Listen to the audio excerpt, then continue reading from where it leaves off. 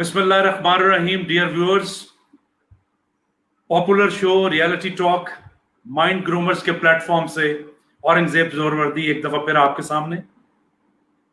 आज का मौजू हमारे इर्द गिर्द बिखरे हुए मसाइल का मौजू है। आज का मौजू एक ऐसी प्रॉब्लम्स का सलूशन ढूंढने का मौजू है जो हर घर में, हर दफ्तर में, पूरी सोसाइटी के हर हिस्से में पाई जाती हैं। कई प्रॉब्लम्स हैं जिनको एड्रेस किया जाता है प्रॉपरली, और बहुत सारे ऐसे मसाइल हैं जिन पे तवज्जो नहीं दी जाती, जिससे वो बिगड़ के बहुत ज्यादा खराबी की सूरत हाल इख्तियार कर लेते हैं। आज हमारे साथ मुदस्सर हारून साहब एक दफा फिर मौजूद हैं। हमारे रियलिटी टॉक का वो एक मुस्तकिल हिस्सा है। मुदस्सर साहब, आपको बहुत खुशामदीद आज के प्रोग्राम में। बहुत शुक्रिया औरंगजेब साहब। आज का प्रोग्राम चूंकि मुझसे रिलेटेड है, आपसे रिलेटेड है, हर एक से रिलेटेड है, तो प्रोग्राम का आगाज मैं इस बात से करना चाहूंगा कि क्यों हमें ज्यादातर लोग सड़े हुए नजर आते हैं, गुस्से में नजर आते हैं, या डिप्रेस्ड नजर आते हैं, उदास नजर आते हैं, या दूसरों को लेट डाउन करता हुआ नजर आते हैं, एरोगेंट नजर आते हैं। हमें नॉर्मल रवैये देखने को क्यों नहीं मिल रहे ज्यादातर? औरंगजेब साहब, इसका जवाब मैं ऐसे शुरू करता हूं कि ये तमाम जज्बे, जिसमें मोहब्बत, नफरत, परेशानी, गम, रंज, उदासी और जेलसी, ये तमाम जज्बे हर इंसान के अंदर मौजूद होते हैं। कोई उसका ज़्यादा इजहार कर देता है और कोई उसको सप्रेस कर देता है और उसका इजहार कम करता है। अब तक की नॉन हिस्ट्री में या जो वाक़यात हम तक पहुँचे हैं, सिर्फ नबियों और वलियों में हमने ये खसूसियात देखी हैं कि वो जेलसी और हेट जैसे जज्बात को कंट्रोल कर पाएँ। उसके अलावा जो नॉर्मल इंसान है, उसमें ये जज्बा किसी न किसी हद तक तो मौजूद होते हैं। अब जहाँ तक बात रही आजकल लोग क्यों हैं, तो उसकी एक सबसे बड़ी वजह यह है कि लोग चेंज को इतनी जल्दी कबूल नहीं करते हैं, एक्सेप्ट नहीं करते हैं। हमारी लाइफ पिछले 4-5 महीने से बिल्कुल चेंज हो चुकी हुई है जी। और जो हम में से फ्लेक्सिबल लोग हैं, उन्होंने चेंज के साथ कॉम्प्रोमाइज़ कर लिया, उसे अपना दोस्त बना लिया और उसमें से रास्ते निकाल के मैं और आप आज प्रोग्राम कर रहे हैं। और हमारे बहुत सारे ऐसे दोस्त हैं जो पिछले 4 महीने से डिनाइल मोड के अंदर हैं कि ये बीमारी आई ही क्यों है, और अगर आ गई है तो जाती क्यों नहीं है। ना इसका आना हमारे इख्तियार में है, ना ही इसका जाना हमारे इख्तियार में है। हमारे इख्तियार में क्या है कि हम जब तक ये है उसके साथ साथ सर्वाइव करें, कोई ना कोई ऐसा रास्ता निकालें जिससे हम खुश रह सकें, पॉजिटिव रह सकें। तो ये काम वही कर सकते हैं जो इसके अंदर पॉजिटिव वाइब्स हों या उसके इर्द गिर्द पॉजिटिव लोग हों। जब आपके इर्द गिर्द नेगेटिव लोग होते हैं तो आप ज्यादातर उन्हीं की बातें सुनते हैं। जैसे कुछ लोग आपके इर्द गिर्द ऐसे होंगे जो आपको हर वक्त बताएंगे आज डेथ टॉल इतना हो गया, आज इतने पेशेंट्स नए आ गए हैं और 2 लाख से ज्यादा तजावुज कर गई है। और जो पॉजिटिव लोग होंगे वो आपको बताएंगे कि यार 2 लाख से ऊपर तादाद जरूर तजावुज कर गई है, लेकिन 1 लाख ठीक हो गए, घर चले गए हैं।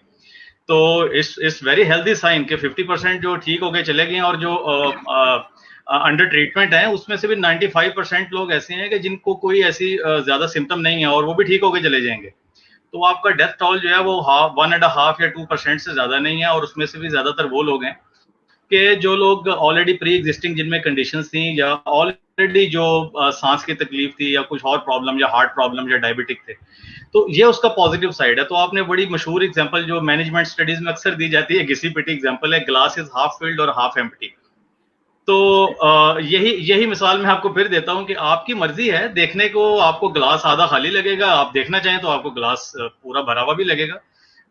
कल परसों की बात है, मैं एक स्टडी पढ़ रहा था, उसमें उन्होंने इसी तरह कोरोना के ऊपर, क्योंकि मैं बहुत पढ़ता रहता हूं, तो उन्होंने कहा था कि 70% जो पेशेंट्स जो हैं वो तो बिल्कुल उसमें कुछ ऐसे सिम्टम ही नहीं आती हैं, वो बिल्कुल भले चंगे हैं। लेकिन उसी तरह उसी स्टडी के उन्हीं ग्रुप को ये कहा कि 30% लोग जो हैं उनके चांसेस हैं कि वो पकड़े जा सकते हैं। तो लोगों ने वो 30% वाली बात जो है उसको ज्यादा सीरियस लिया, और जो 70% ठीक वाली बात थी उसको इतना सीरियस नहीं लिया। उसकी रीजन सर ये है कि हमारा दिमाग की जो प्रोग्रामिंग है ना, ये वायरिंग जो हुई हुई है उसके अंदर, वो नेगेटिव थिंकिंग की वायरिंग हुई हुई है। हम लोग पहले हमेशा नेगेटिव सोचते हैं, और बड़ी ही मुश्किल से हमारे कुछ अच्छे दोस्त जो हैं वो हमें पॉजिटिव सोचने पर मजबूर करते हैं, वरना एक नॉर्मल इंसान तो हमेशा सोचता ही नेगेटिव है। आपने जहां तक बात की जेलेसी की, जिस बात शुरू की थी, तो ये जेलेसी बड़ा कॉमन जज्बा है। ज्यादातर ये उन लोगों में पाया जाता है जिनमें लो सेल्फ एस्टीम और लो कॉन्फिडेंस होता है। अच्छा, उसमें भी मजे की बात ये देखे, मेरे में लो सेल्फ एस्टीम और लो कॉन्फिडेंस है, तो मुझे जेलेसी हमेशा उस आदमी से होगी जो मेरे कंटेम्पररी है या जो मेरे मुकाबले में खड़ा हो सकता है। या मुल्क के सदर या वजीर आजम से मुझे कभी जेलेसी नहीं होगी कि उसके पास मर्सिडीज है और मेरे पास क्यों नहीं है। लेकिन अगर आप मर्सिडीज ले लेंगे तो मेरे अंदर एक जेलेसी का जज्बा जरूर आएगा कि यार ये कंटेम्पररी जो हमारे साथ लोग हैं या दोस्त हैं या हमारे रिश्तेदार हैं, वो उनके साथ हम compete करते हैं, तो उनके पास अगर कोई ऐसी चीज आ जाए, कुछ लोग हैं, या मेरी कोई चीज उसके पास ना चली जाए जो उसके पास है वो मेरे साथ, जो मुझे पसंद की चीज है, तो ये जेलसी का जज्बा पैदा हो जाता है। और इसी तरह सर बाकी आजकल आपको पता है कि स्ट्रेस को मैनेज करना जो है वो बहुत ही मुश्किल काम है, लेकिन जो उसको करने में कामयाब हो जाते हैं वो उसी सूरत में होते हैं कि जब पहले वो डिनाइल फेज से बाहर निकलते हैं और डिनाइल फेज के बाद सबसे पहले हकीकत को एक्सेप्ट करते हैं कि भाई ये अब आ गया है और ये रहने के लिए आया, हो सकता है अगले 4 महीने में जाए या अगले 6 महीने में जाए, तो मुझे इसके साथ रहना है। अब मुझे इसके साथ रहने के लिए क्या करना है? ऑब्वियसली हमारी प्रोग्रामिंग ऐसी है कि हम अपने लाइफस्टाइल में जरा सी भी चेंज पसंद नहीं करते हैं। हमने अपनी एक ही तरह की चीजें अपने की रूटीन है, और जैसे ही वो रूटीन चेंज हुई है, हमें घर बैठना पड़ गया है, हमारा सोशल इंटरेक्शन कम हो गया है, हम अंडर स्ट्रेस आ गए हैं। कुछ लोगों के कारोबार बहुत ज्यादा मुतासिर हुए हैं, उसकी वजह से वो स्ट्रेस में है। लेकिन सर अच्छा सारी मुदस्सिर चीजें साहब, अपनी जगह पे, यहाँ लेकिन बात जी यह है कि अगर कारोबार जैसे शादी हॉल है, बताइए। जी, यहाँ पे आपने बड़ी इंपॉर्टेंट बात की। जी मैं बताइए। थोड़ा सा आपकी बात को आगे बढ़ाना चाहूंगा कि देखिए ये सारे मसाइल जो हैं ये पूरी जिंदगी में आते रहेंगे, जाते रहेंगे। मैं अक्सर लोगों से ये बात करता हूं, जो लोग मुझे कहते हैं कि जी डिप्रेशन बहुत है, बोरियत बहुत है, और देखिए जी हर तरफ एक मोनोटोनस रूटीन है, ये टीवी चैनल्स ने खौफ पैदा कर दिया है। मेरा उनसे पहला सवाल ये होता है कि आपके पास सिवाय हिम्मत रखने के, खुश रहने के और क्या ऑप्शन है? अगर आप सही। डिप्रेस रहेंगे तो आप अपना भी सत्यानाश करेंगे, अपने घर वालों का, अपने प्यारों का भी आप जो है ना उनकी जिंदगी भी खराब करेंगे। अगर आप हर वक्त गुस्से में रहते हैं तो आप अपने आप को भी जला रहे हैं, अपने टिश्यूज को, अपने नर्व्स को तबाह कर रहे हैं, लेकिन अपने इर्द गिर्द का माहौल भी आप खराब कर रहे हैं। तो इस तरह के लोग जो हैं, और खास तौर पे जो बिल्कुल सही एरोगेंट कहा आपने। लोग हैं या जेलस लोग हैं, ये अभी नफ्सियात की रिसर्च ने साबित कर दिया है कि एरोगेंस भी और जेलसी भी ये साइकोलॉजिकल डिसऑर्डर्स हैं। बाज़ औक़ात इसके पीछे कोई रीजन नहीं होती। जी। मैंने अपनी जिंदगी में कई ऐसे बहुत लो काम करते हुए लोगों को देखा है, पीएन है दफ्तर में या नायब कासिद हैं, but they are so arrogant. इसी तरीके से कई खवातीन ऐसी हैं कि जो बिल्कुल गुस्ताखी माफ, मतलब नॉर्मल शक्ल सूरत की हैं, कोई ज्यादा काबिलियत भी नहीं, but they are very arrogant. और कई बहुत खूबसूरत खवातीन, खूबसूरत मर्द, पावरफुल मर्द जो हैं वो बिल्कुल नॉर्मल होते हैं। तो ये एक साइकोलॉजिकल डिसऑर्डर है। मैं आपसे ये जानना चाहूंगा कि वो क्या क्या ऐसी चीज है जो ऐसे लोगों को इसमें से निकलने पे मजबूर नहीं करती और वो उसी कोल्लू के बैल की तरह बने हुए उसी में जिंदगी गुजारते रहते हैं। चलें, आपकी बात का मैं इस तरह से जवाब देता हूँ। हमने बहुत सारी बातें की हैं अभी थोड़ी देर पहले भी, कि बहुत लोग अंडर स्ट्रेस हैं या डिप्रेस हो गए हैं। अच्छा, डिप्रेशन की वजह ये है कि ज़ाहिर है कि उनका कोई ऐसा प्रोग्राम, जैसे मैं आपको अपनी मिसाल भी देता हूँ, मेरे भी बहुत सारे प्रोग्राम थे जो मैंने फरवरी में या मार्च में स्टार्ट करने थे, वो नहीं हो सके हैं। अगर तो मैं उसी डिनाइल फेज में रहता कि यार ये ऐसा हुआ ही क्यों, मैंने तो इतना प्रोग्राम जबरदस्त बनाया हुआ था और उससे मैंने इतने पैसे कमा लेने को कर देना था, भाई नहीं हुआ, मैं क्या कर सकता हूँ। अब जब नहीं हुआ तो मुझे कोई ना कोई और एक्टिविटी देखनी पड़ेगी।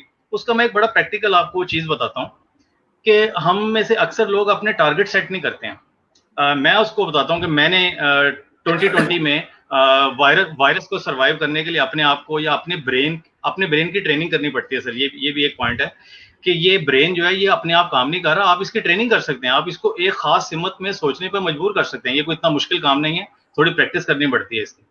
मैंने अपने जहन को ये समझाया है कि मैंने 2020 में अभी काम नहीं करना, मैंने 2020 में सर्वाइव करना है, क्योंकि जान बचाना ज्यादा इंपॉर्टेंट है। और बहुत सारे ऐसे लोग हैं जो ऑब्वियसली जॉब्स पे जाना और वो एसओपीज के साथ जा रहे हैं, इट्स फाइन। लेकिन जो अपने कारोबार वाले लोग हैं और उनका कारोबार भी बंद है, तो अपने टारगेट सेट कर लें। मेरी तरह मैंने टारगेट सेट कर लिया है कि मैंने 31 दिसंबर 2020 तक अपना टारगेट सेट कर लिया है। अब मुझे फिक्र से आजाद हो गया हूँ। अब मुझे रोज की टेंशन नहीं होती जिस तरह बाकी लोगों को होती है, यार आज भी कोरोना के इतने केसेस आ गए, यार आज भी खत्म नहीं हुआ, यार इसने कब जाना है, यार इस महीने के एंड तक भी खत्म नहीं होगा, अगले महीने भी नहीं होगा, तो ये कब जाएगा। भाई मैंने टारगेट सेट कर लिया है कि मैंने अगले 6 महीने ऐसे ही रहना है। अब वो जब मैं टारगेट सेट कर लेता हूँ, अब मेरा दिन बड़े सुकून से गुजरता है, क्योंकि मुझे पता है कि मैं अब एक प्लान के तहत अपना टाइम गुजार रहा हूँ। जब आप बगैर किसी प्लानिंग के अपना टाइम गुजार रहे होते हैं, तब आप डिस्टर्ब हो जाते हैं, क्योंकि आप अपने जहन को मुतमईन नहीं कर पाए कि आप ये टाइम क्यों गुजार रहे हैं इस तरीके से कि जो आपने आपकी नॉर्मल रूटीन से हट के है। अब मैं और आप इस तरह से तो नहीं टाइम गुजारते थे जो आज गुजार रहे हैं। आप बताइए, आपके ऑफिस में इतनी चहल पहल होती थे, आज आप अकेले बैठ के वहां पर काम कर रहे हैं, लेकिन ठीक है, बहुत अच्छा पॉजिटिव वक्त गुजार रहे हैं। और शायद हम रियलिटी टॉक के इतने प्रोग्राम कभी भी नहीं करते थे जितने हम रूटीन के साथ रोज करते हैं, क्योंकि हमने पॉजिटिव तरीके से अपने वक्त को, और हम फ्लेक्सिबल हैं, और हमने फ्लेक्सिबिलिटी से अपने आप को फौरन चेंज कर लिया। आपने वो मशहूर चेंज कर्व, तो जाहिर है आपको पता होगा, उस चेंज कर्व का जो पहला फेज है वो डिनाइल फेज है। बहुत सारे लोग, शायद 70 to 80% डिनाइल फेज में ही अटके रहते हैं, और वो एक्सेप्टेंस फेज में नहीं जाते। जब तक आप एक्सेप्ट नहीं कर लेंगे रियलिटी को, उस वक्त तक आप उसका सोल्यूशन नहीं ढूंढ पाएंगे। पहली फेज, पहला काम उसको एक्सेप्ट करना है। पहले एक्सेप्ट कीजिए, फिर आपको एक नहीं 10 रास्ते नजर आएंगे। और आपको अपने, अगर आपको फाइनेंशियल प्रॉब्लम्स हैं, मैं आपको यकीन दिलाता हूं आपको उन फाइनेंशियल प्रॉब्लम्स का हल भी मिल जाएगा, लेकिन पहले अपने जहन को तो पुरसुकून कीजिए। आपका जहन गैर मुतमईन है, कोई आइडिया नहीं आएगा आपके दिमाग में। वेरी गुड, बिल्कुल सही कहा। Over to you sir.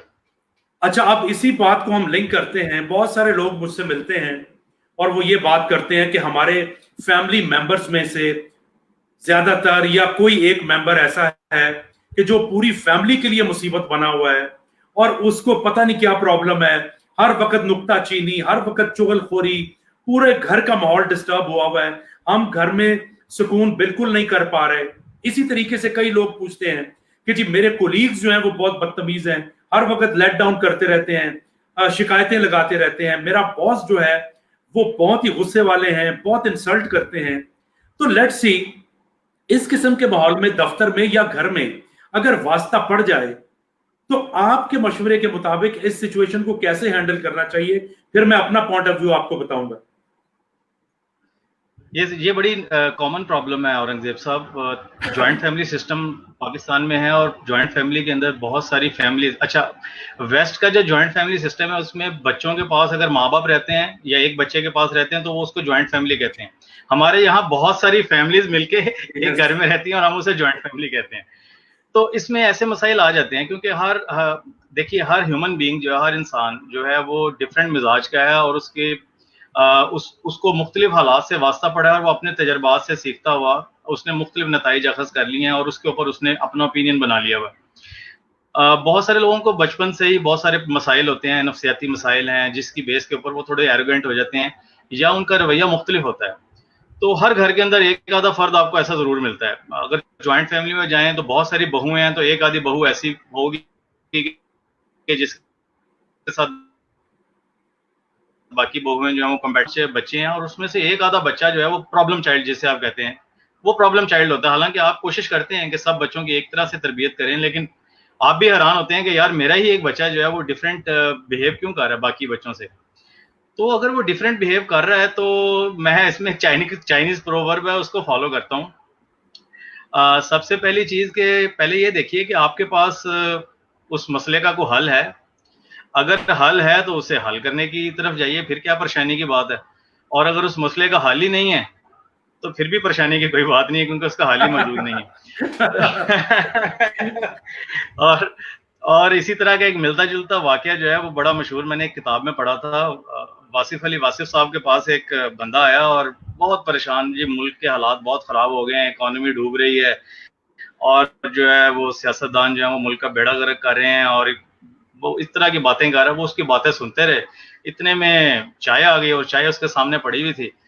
उन्होंने चाय उसको ऑफर करते हुए कहा, भाई ये जो मसाइल आपने मुझे बताए हैं इसका हल है, आप इसको हल कर सकते हैं? कहते नहीं, कहते फिर चाय पियो सुकून के साथ। फिर की कर सकते।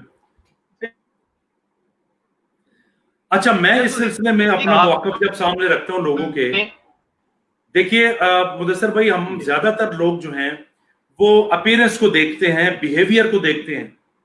तो जब भी मुझे कोई कहता है कि हमारी फैमिली में कोई एक या कुछ अफराद ऐसे हैं जिन्होंने हमारा जीना हराम किया हुआ है, हमारा बॉस जो है उसने जीना हराम किया हुआ है, हमारे कुछ कोलीग्स हैं उन्होंने जीना हराम किया हुआ है, तो मैं सबसे पहली बात जो उनसे करता हूं वो मैं उन्हें ये कहता हूं कि प्लीज आप इंडिकेशंस पे, बिहेवियर्स पे मत जाइए, try to find out the reasons. जी, कोई ना यही कोई सबसे रीजन जरूरी होगी चीज है। उस रवैये के पीछे। और घरों में अगर आप मिसाल ले लें तो कई ऐसी खवातीन हैं, बहनें हैं जिनकी शादियां नहीं हो रही, घर वाले उन पे तवज्जो नहीं दे रहे। इस इशू पे हम तफसील से बात करेंगे। कई जी बच्चे जी। ऐसे हैं जिनको आपस में माँ बाप कंपैरिजन करते हैं और वो चिड़चिड़े हो जाते हैं। बीवी के अपने मसाइल हो सकते हैं, मियाँ के अपने मसाइल हो सकते हैं। तो पहला स्टेप जो मैं बताता हूं वो ये मैं कहता हूं कि please try to find out the reason. इसी तरीके से बॉस अगर बहुत ज्यादा आपके साथ नारवा रवैया इख्तियार कर रहा है, बहुत ही डिफिकल्ट पर्सन है, please try to find out the soft areas, आपको जरूर मिलेंगे। उसके बाद बिल्कुल। जो मेन बात मैं करता हूं मैं ये करता हूं कि ये सारे जिंदगी के चैलेंजेस हैं। आपने जब तक अपने आप को इंप्रूव ना किया, अपने आप को स्किलफुल ना बनाया, आप इन प्रॉब्लम्स को हल नहीं कर सकेंगे। आप सिर्फ इल्जाम ही देते रहेंगे कि जी मेरी जी जिंदगी बर्बाद हुई, मेरी नौकरी बर्बाद हुई क्योंकि मेरा बॉस बहुत खराब था, मेरी बीवी बहुत खराब थी, मेरा शौहर बहुत खराब था। ये तो सबसे आसान तरीन तरीका है इल्जाम तराशी करने का। लेकिन अगर आपको वाकई उसे टैकल करना है तो पहले आपको समझना पड़ेगा कि कोई भी शख्स इतना नारवा रवैया क्यों इख्तियार कर रहा है, और फिर अपनी स्किल्स के जरिए, अपनी टैक्टफुलनेस के जरिए उसको कंट्रोल करना पड़ेगा। 100% हो सकता है कभी भी ना हो, लेकिन कम से कम आप बहुत हद तक इसमें कामयाब हो सकते हैं। हमारे यहाँ होता यह है कि बॉस ने कोई भी अगर आपसे बात की, आप जलते कुटते रहते हैं और वो सारा गुस्सा अपनी बीवी बच्चों पे या अपने दोस्तों पे निकालते हैं। इसी तरीके से घर में कोई प्रॉब्लम हुई, आप वहां पे कुछ नहीं कर सकते तो आप दूसरों पे गुस्सा निकालते हैं। ये एक चेन रिएक्शन है जिसके असरात इंतहाई खतरनाक हैं, फिजिकल हेल्थ के हवाले से भी, मेंटल हेल्थ के हवाले से भी। आप कुछ और ऐड करना चाहें इसमें? जी, मैं फैमिली इश्यूज़ पे थोड़ी-सी बात करना चाहता हूँ। आपकी बात से बिल्कुल मुत्तफ़िक हूँ और मैंने प्रैक्टिकली ऐसी मिसालें देखी हैं कि जिस तरह मैंने आपको बताया कि हमारे यहाँ पे बहुत रवाज है कि सारी फैमिलीज़ मिलके इकट्ठी रहती हैं।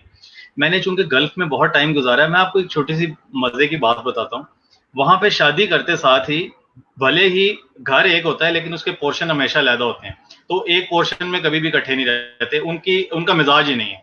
वो सिर्फ जुमे का खाना, जुमे के दिन छुट्टी होती है तो वो लंच जो है वो इकट्ठे एक मजलिस में बैठ के करते हैं। उसके अलावा सबको देखिए, शादी के बाद औरत को सबसे ज्यादा अगर कोई चीज चाहिए होती है ना तो वो प्राइवेसी है। आप उसकी प्राइवेसी, सबसे पहले उसकी प्राइवेसी उससे छीन लेते हैं। वो अपनी मर्जी से ना कुछ खा सकते हैं, ना अपनी मर्जी से पका सकते हैं, ना अपनी मर्जी से पहन सकती है। उसकी हर चीज जो है वो दूसरों के सामने अयां होती है।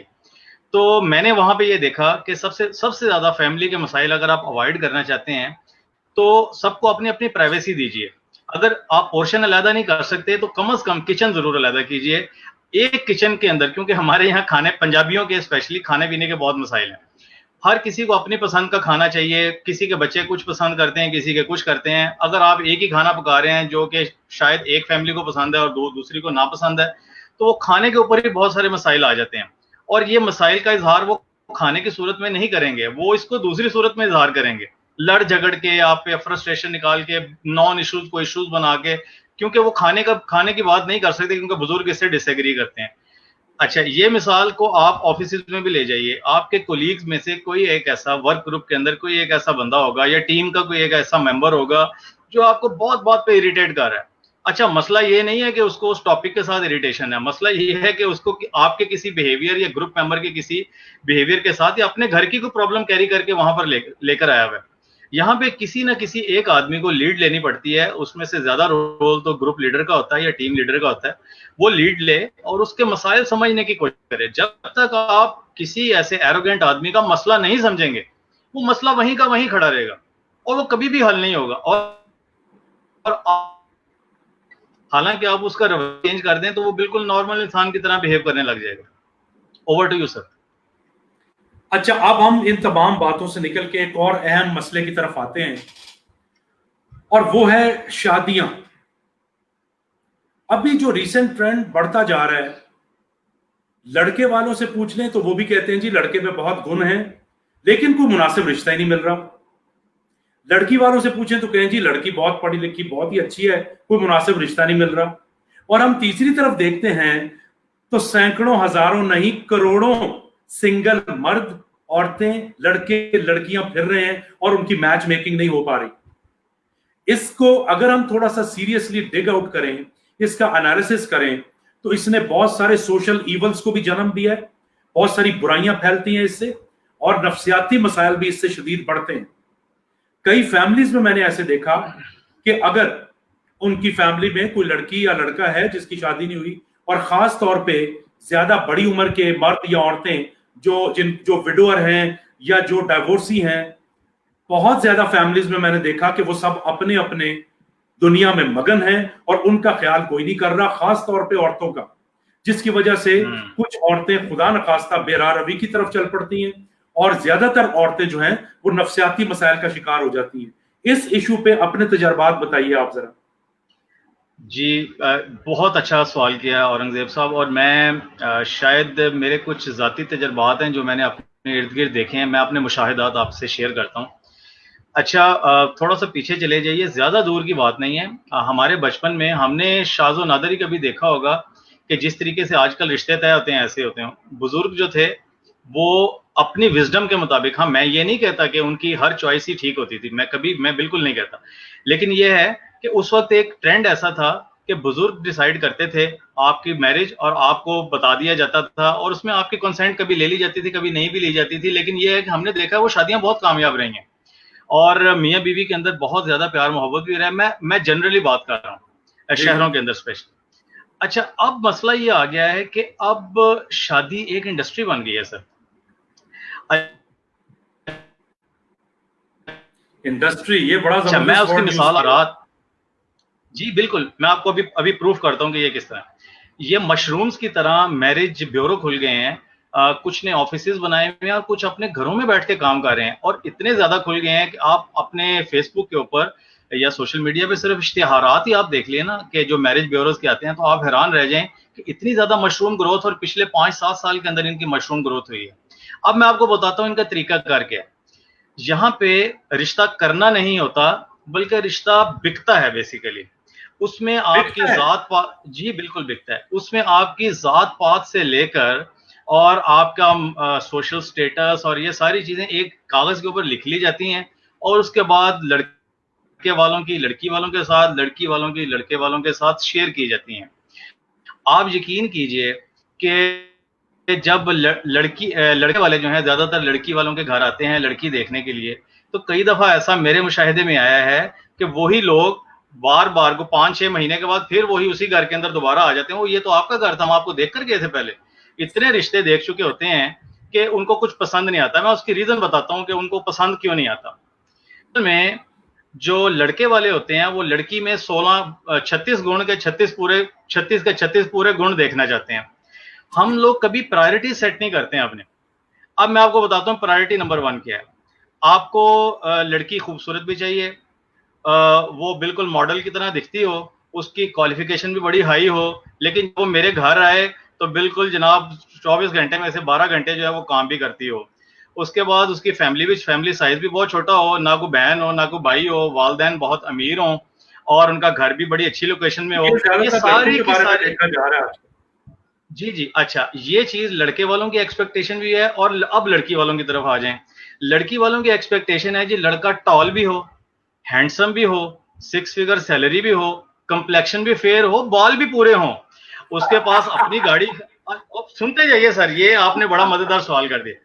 उसके बाद जनाब उसकी गाड़ी भी अपनी हो, उसका कोई बहन भाई भी ना हो, ताकि हमारी बेटी को उनके घर में डिस्टर्बेंस ना हो, किराए के घर में ना रहते हो, घर भी अपना हो, लोकेशन भी अच्छी हो और बड़े वेल ऑफ लोग हों। अच्छा, अब ये देखिए, ये आपने कुछ 12-15 डिमांड्स लड़की वालों की तरफ से हैं और 12-15 डिमांड्स लड़के वालों की तरफ से हैं। अब मसला क्या होता है कि यहाँ पर हमारे सिस्टम के अंदर आजकल लड़कियों की भी माशाल्लाह बहुत बच्चियां पढ़ रही हैं। उनकी एजुकेशन कंप्लीट होते होते उनकी 24-25 साल उम्र हो जाती है। उसके बाद अगर थोड़ा बहुत इंटर्नशिप या काम कर लें 24 से 25 साल उनकी उम्र हो जाती है। अच्छा, जब लड़की 24-25 साल की होती है तो वालदैन ये सारे के सारे जो गुण हैं वो लड़के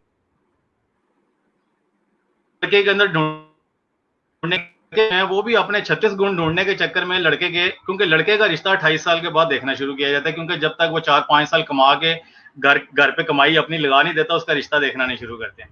अच्छा, अब क्या हुआ, लड़की की उम्र हो गई 27 से 28 साल और लड़के की उम्र हो गई तकरीबन 32 साल। अच्छा, अब क्या है कि जो लड़की वाले पहले इंजीनियर या डॉक्टर लड़का ढूंढ रहे थे, अब वो अकाउंटेंट या एमबीए के ऊपर जो है ना वो आ जाते हैं कि भाई इतना पढ़ा लिखा भी हमें चल जाएगा, लेकिन उस वक्त लड़की की उम्र 28 साल हो चुकी होती है। अच्छा, अब मसला ये है कि जो 25 साल की उम्र में जो आपको रिश्ते आते हैं वो 28 साल या 29 साल की उम्र में नहीं आते हैं, वो डिफरेंट रिश्ते आते हैं उस वक्त आपको। उस वक्त आप मसला आप कहाँ क्रिएट करते हैं और करते चले जाते हैं कि आप शुरू से लेकर आखिर तक 5 साल रिश्ते देखते रहेंगे, लेकिन आप प्रायोरिटी सेट नहीं करेंगे। मैं आपसे सिर्फ सब अगर हमारा कोई प्रोग्राम ऐसे वालिदैन देख रहे हैं जो अपने बच्चों के रिश्तों में परेशान है, मैं सबको अपनी एडवाइस ये दूंगा कि आप कोई भी 5 क्वालिटीज, 3 या 5 मेजर क्वालिटीज अपनी प्रेफरेंसेस सेट कर लीजिए कि भाई लड़का होना चाहिए और उसकी सैलरी अच्छी होना चाहिए। फिर हम शक्लो सूरत पे नहीं जाएंगे, ना बाल देखेंगे, ठीक है, ना हम देखेंगे कि वो घर उसका कैसा। अगर हमने देखना है कि वो अकेला है या उसका अपना घर है, तो फिर हम जो है ना उसके क्वालिफिकेशन और बाकी चीजों पे नहीं जाएंगे। हम प्रायोरिटीज कभी सेट नहीं करते हैं और सारे गुण ढूंढने के चक्कर में हम बहुत सारा वक्त लड़की का भी और लड़के का भी जाया कर देते हैं। उसमें मैरिज ब्यूरो वालों का बहुत ज्यादा हाथ है, उनकी कमाई हो रही होती है, क्योंकि जितने ज्यादा वो एक परसेंटेज होती है कि इतने पैसे देंगे तो आपको 4 से 5 रिश्ते दिखाएंगे, उसके बाद आपको मजीद पैसे देने पड़ते हैं। उनका कारोबार चल रहा है, वो तो चाहते हैं आप रिश्ते पर रिश्ते देखते रहें और उनको पैसे देते रहें और वो इसी तरह कमाइयां करते रहें। आप यकीन मानिए ये इतनी बड़ी इंडस्ट्री बन गई है कि मैरिज ब्यूरो वाले जो हैं वो इस वक्त बहुत बड़े बड़े कारोबारी हजरात से ज्यादा पैसे कमा रहे हैं। ओवर टू यू जनाब। अच्छा, ये बहुत ही मजेदार तज्जिया आपने किया, इसमें मैरिज ब्यूरोस के रोल को बहुत अच्छा आपने एक्सप्लेन किया जी। लेकिन आप पेरेंट्स के लिए क्या मशवरा इसमें रखते हैं? क्योंकि मैंने जो देखा है, जिस तरह आपने भी अभी बात की है कि बहुत सारे लोगों के लड़के और लड़कियों के रिश्ते नहीं हो रहे क्योंकि उन्होंने फॉल्स स्टैंडर्ड्स बनाए हुए हैं, परफेक्शन की तलाश में वो जाते हैं। जी। दूसरी तरफ जो एक बहुत बड़ा इशू आ रहा है वो ये है कि सिंगल मदर्स और सिंगल फादर्स की तादाद बढ़ती जा रही है और सोसाइटी उसको एड्रेस नहीं कर पा रही। अब उसमें जिस तरीके से मैंने आपको बताया कि औरतों की या मर्दों की जैसी नेचर होगी, वो उसके मुताबिक अपने रास्ते ढूंढने की कोशिश करते हैं और मेजॉरिटी ऐसी है कि जिनको कोई रास्ता नहीं मिलता, वो फिर नफ्सियाती और दूसरे सोशल प्रॉब्लम्स का शिकार हो जाते हैं। विडोअर्स के लिए, डाइवोर्सिस के लिए आप क्या तज्जिया करेंगे और क्या मशवरे देंगे आप, ताकि जल्द से जल्द प्रॉपर मैच मेकिंग हो? फिर मैं आपसे अपने अपने कमेंट्स दूंगा मैं। सर, ज़्यादातर जो डिवोर्सेस हैं या विडोअर्स हैं, वो चाहे ख़वातीन हों चाहे मर्द हों, वो ज़िंदगी का अच्छा खासा हिस्सा तजर्बे में गुजार चुके होते हैं और उन्हें दुनिया का खासा पता चल चुका होता है। वो बिल्कुल 25 साल नौजवान की तरह बिहेव नहीं करते हैं और ना ही उनको करना चाहिए।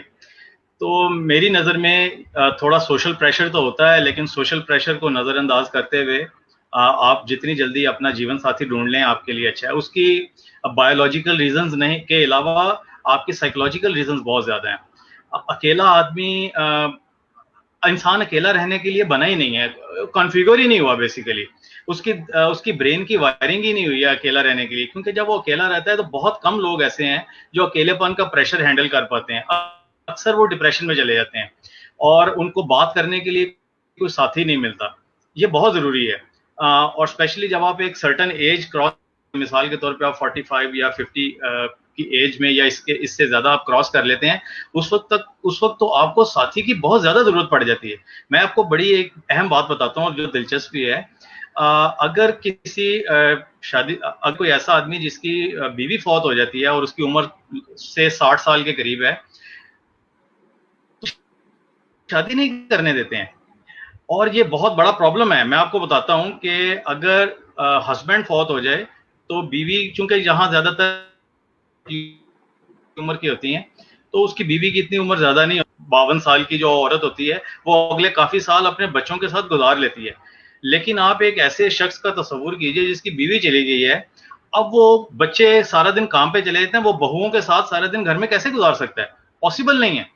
बहुएं उससे खिंच के रहती हैं और वो उनके साथ जरा दूर परे परे परे परे रहता है और उसके बाद वो घर में सबको थोड़ा सा ऑकवर्ड लगने लग जाता है, बर्डन लगने लग जाता है सबको कि अब्बा जी का आप करें क्या।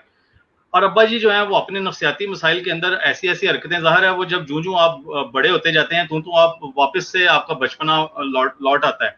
तो बेसिकली आपकी फ्रस्ट्रेशन जो होती है, जो आप इजहार करते हैं मुख्तलिफ चीजों में नाराजगी का, वो इन चीजों का नहीं होता, बेसिकली वो आपका अकेलापन है, जिसका इजहार, जिस तरह हमने शुरू में अभी बात की थी कि आप दूसरे जराए से अपना अकेलेपन का इजहार करते हैं बच्चों के सामने, और बच्चे उसको कभी समझ नहीं पाते। और अगर कभी कोई बेचारा ऐसी जुर्रत कर ही लेता है दूसरी शादी करने की, उस पर इतना ज्यादा रद्द अमल आता है बच्चों की तरफ से कि वो उसको बिल्कुल ही सोशली डिस्टेंस कर देते हैं उस आदमी के साथ, और मुआशरा उसको बहुत बुरी नजर से देखता है। जब बुरी बात नहीं, ना ही खवातीन के लिए, मर्दों के लिए। हमें अपने थोड़े से वसीउल कल्बी का मुजाहरा करना पड़ेगा, अपने जहन थोड़े से खोलने पड़ेंगे, बुजुर्गों की जरूरियात को समझना पड़ेगा, और उन्हें अपनी जिंदगी गुजारने की इजाजत देनी पड़ेगी। हम अपनी मर्जी की जिंदगी गुजार रहे हैं, तो हमारे बुजुर्ग क्यों नहीं गुजार सकते? Over to you sir. बहुत खूबसूरत बात आपने की कि जब तक हम मुआशरती, समाजी, जिस्मानी, जज्बाती ज़रूरियात को नहीं समझेंगे, हम इसी तरह इनडिफरेंट बिहेव करते रहेंगे। साथ साथ एक और चीज भी मैं आपसे अर्ज करता चलूं कि बहुत सारे टैबूज थे सोसाइटी के जो कि आहिस्ता आहिस्ता खत्म तो हो रहे हैं, कि जिसमें जो ही कोई औरत 40 क्रॉस करती थी, मर्द 50 क्रॉस करता था, तो जी अभी आपकी कब्र में टांगे हैं, अभी आप अल्लाह अल्लाह करें, अभी आप हज के लिए चले जाएं, अब क्या करना है शादी करके। और कई लोगों को मौत से पहले मरते हुए देखा मैंने। इसलिए इस बात को समझना बहुत जरूरी है कि सोसाइटी को अपना रोल प्ले करना चाहिए। मुख्तलिफ किस्म की एसोसिएशंस और क्लब्स बनने चाहिए जहां पे लोग एक दूसरे से मिलें, एक दूसरे से समझें, और अगर वो समझे तो एक दूसरे से शादी करें। क्योंकि स्टेट तो हमारी इस्लामिक है नहीं है कि वो ये सारा बंदोबस्त करे, कि अभी मुआशरे को ही करना है, फैमिलीज को ही करना है। तो नौजवानों की शादी के मसाइल अपनी जगह, लेकिन एक बहुत तेजी से बढ़ता हुआ तबका सिंगल मदर्स का और सिंगल फादर्स का, उसकी तरफ भी तवज्जो देने की जरूरत है। और उस सिलसिले में बहुत अच्छी आपने भी तजावीज दी। मैं भी अक्सर बात करता रहता हूं कि इसके लिए आपको अपने स्टैंडर्ड्स फ्लेक्सिबल करने पड़ेंगे, आपको रियलिस्टिक होना पड़ेगा, आपको बहुत सारी कमियां एक्सेप्ट करनी पड़ेंगी, और आपको अपनी ज़हनी हमांगी के मुताबिक मैच मेकिंग करनी पड़ेगी। लेकिन उसके लिए जो मौके सोसाइटी को देने चाहिए वो प्रोवाइड अभी तक मुनासिब तरीके से नहीं हो रहे, वो ज्यादा से ज्यादा मौके मिलने चाहिए। अब हम चलते हैं प्रोग्राम के लास्ट में, चूंकि हम आहिस्ता आहिस्ता पहुंच रहे हैं।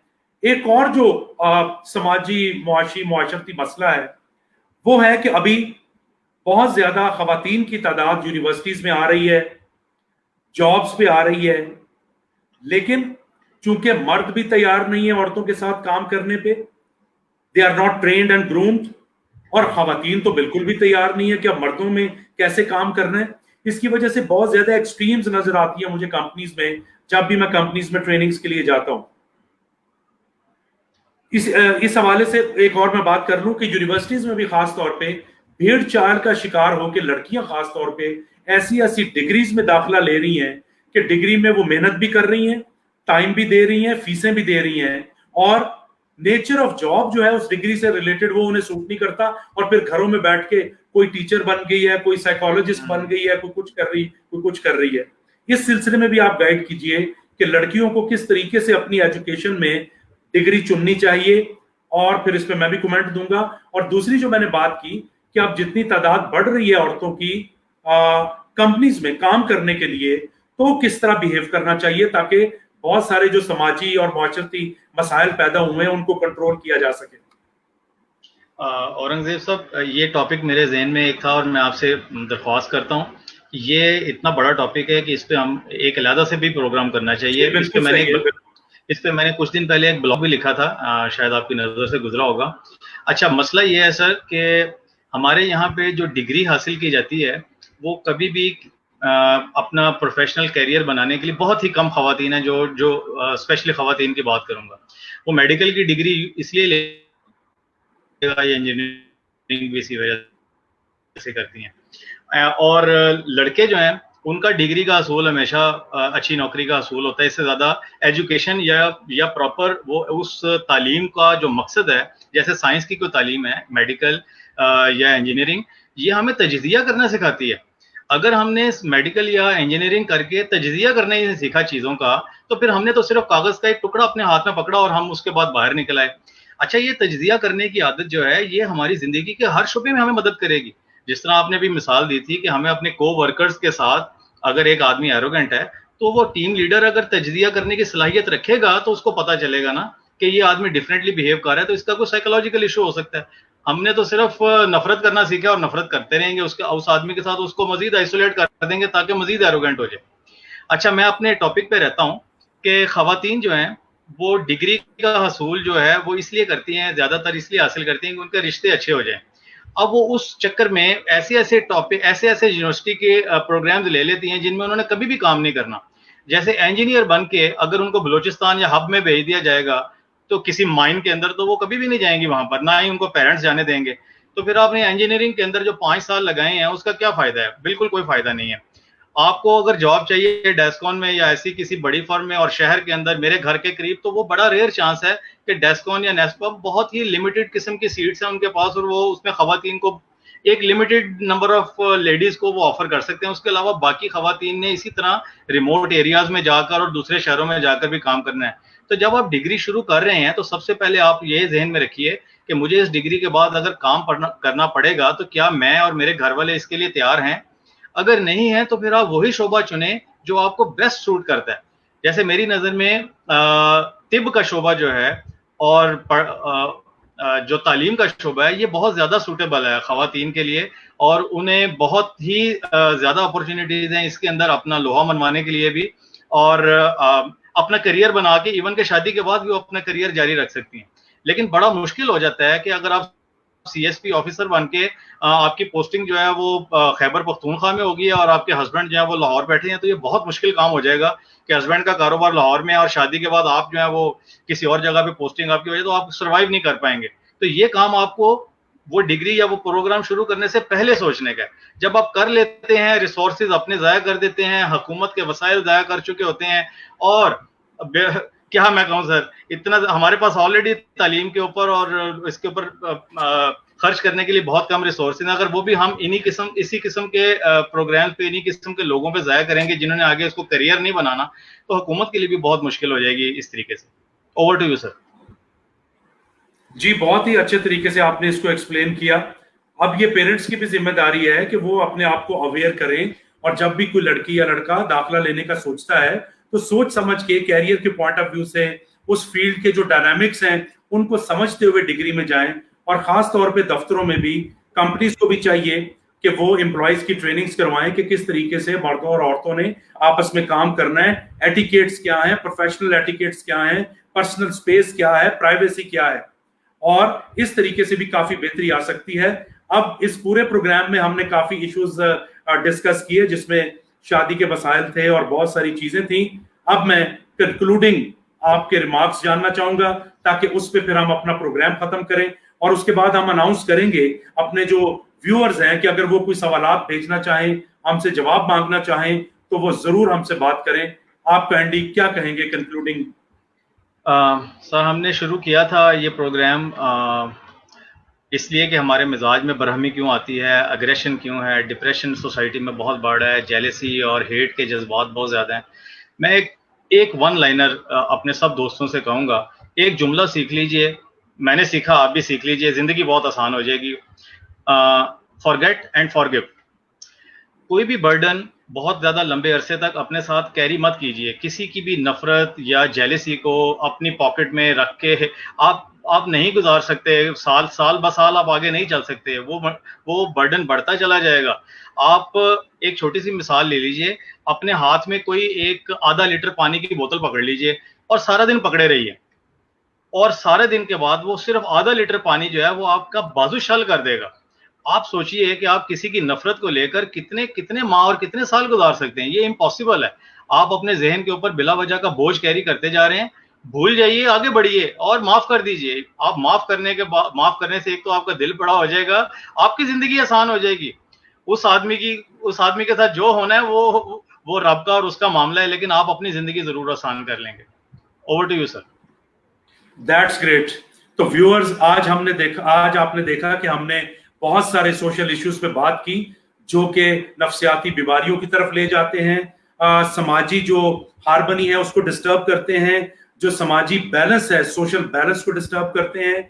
हर फैमिली को, सोसाइटी को इन चीजों को सीरियस लेना पड़ेगा, तब जाके हमारे अस्पताल बीमारों से पाक होंगे, हमारे नफ्सियाती मरीजों के अस्पताल जो हैं वो कम भरेंगे, हमारी सोसाइटी में लड़ाई झगड़े प्रॉब्लम्स कम होती जाएंगी। फैमिलीज को भी अंडरस्टैंड करना है कि हर एक मर्द या औरत रिश्ते में तो बंधा हुआ है या बंधी हुई है, लेकिन वो एक ह्यूमन बीइंग भी है। उसकी कुछ फिजिकल नीड्स हैं, इमोशनल नीड्स हैं, साइकोलॉजिकल नीड्स हैं। उनको जब तक सही तरीके से एड्रेस नहीं किया जाएगा, मुआशरे में हार्मनी और एक कॉर्डियल एनवायरनमेंट क्रिएट नहीं हो सकता। इस मैसेज के साथ हम पाकिस्तान जिंदाबाद का नारा लगाते हुए आज का प्रोग्राम खत्म करते हैं। बहुत ज्यादा मुदस्सर हारून साहब, आपका भी शुक्रिया कि आप प्रोग्राम में तशरीफ लाए। इंशाल्लाह इसका नेक्स्ट एपिसोड भी करेंगे। अल्लाह हमारे पाकिस्तान को कायम और दायम रखे। अल्लाह हाफिज। अल्लाह हाफिज।